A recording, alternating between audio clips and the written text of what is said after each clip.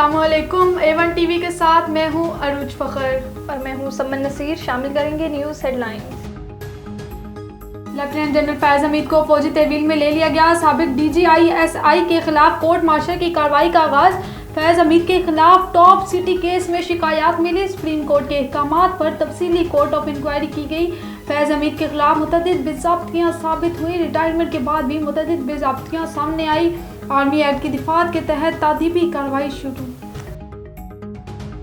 पाक फौज में खुद एहतसाबी एक कड़ा, सख्त, शफाफ और खुदकार अमल। कौम में खुद एहतसाबी का अमल जारी रहता है। जितना बड़ा ओहदा हो उतनी बड़ी जिम्मेदारी होती है।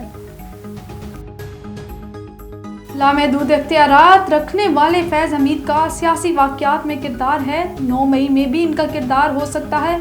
फैज़ हमीद ने बहुत पैगाम रसानी की। कहा, मेरे सर पर हाथ रखें। ख्वाजा आसिफ का इंटरव्यू। फैज़ हमीद ने कहा, आप कुछ नहीं मांग रहे लेकिन आपको पंजाब देंगे।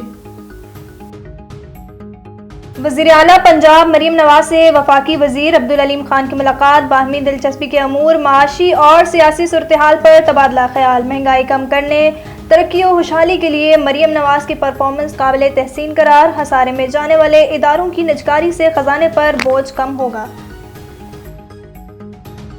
दिल दिल पाकिस्तान, जान जान पाकिस्तान, पूरी कौम यक जुबान। जश्न आज़ादी शहर शहर कड़िया कड़िया, सब्ज़ हलाली परचमों की बहार। बच्चे और नौजवान जश्न आज़ादी मनाने के लिए पुरजोश।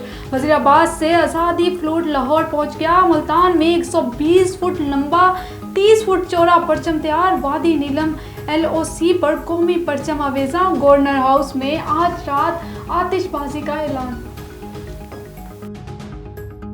न्यूज़ स्टूडियो से फिल वक्त इतना ही। मज़ीद खबरों और अपडेट्स के लिए देखते रहिए A1 टीवी। A1 टीवी, सब पे नजर, अंदर की खबर।